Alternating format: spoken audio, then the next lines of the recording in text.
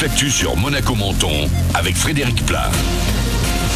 Bonjour, ravi de vous retrouver ce mardi 26 mai qui va le plus souvent se passer sous le soleil sur la Côte d'Azur. Seuls quelques passages nuageux pourront se montrer sur les reliefs. Jusqu'à 27 degrés cet après-midi dans l'intérieur des Alpes-Maritimes, 26 sur le littoral.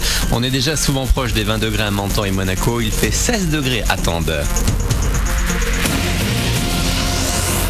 Une dernière vague à Monaco, celle de la reprise de l'école primaire. CP et CM2 notamment étaient de retour en classière. 80% des élèves ont répondu présent après 10 semaines d'absence. Pour tous, le port du masque est obligatoire. C'est désespérant. Après les avoir attendus justement pendant tout le confinement, les masques sont arrivés. On en trouve un peu partout désormais et même par terre, sur les trottoirs, dans les caniveaux et dans la mer.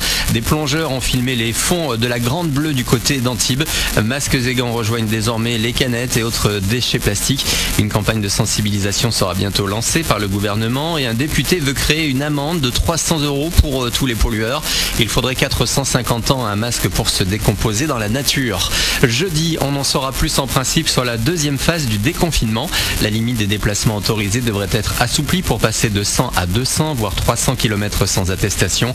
Le Premier ministre s'adressera également aux patrons de bars, de restos, de salles de spectacle et de cinéma.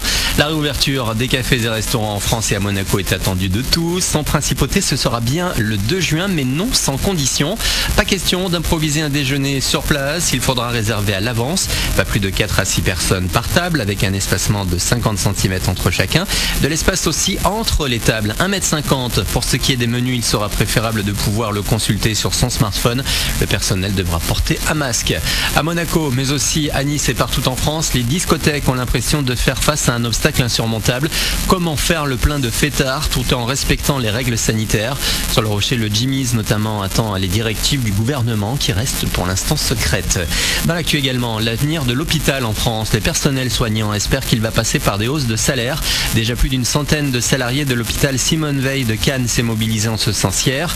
De nouveaux rassemblements sont prévus aujourd'hui. D'abord à 11h30 à Grasse sur le parvis de l'hôpital Clavary, puis à Nice à 13h30 à l'hôpital Larcher.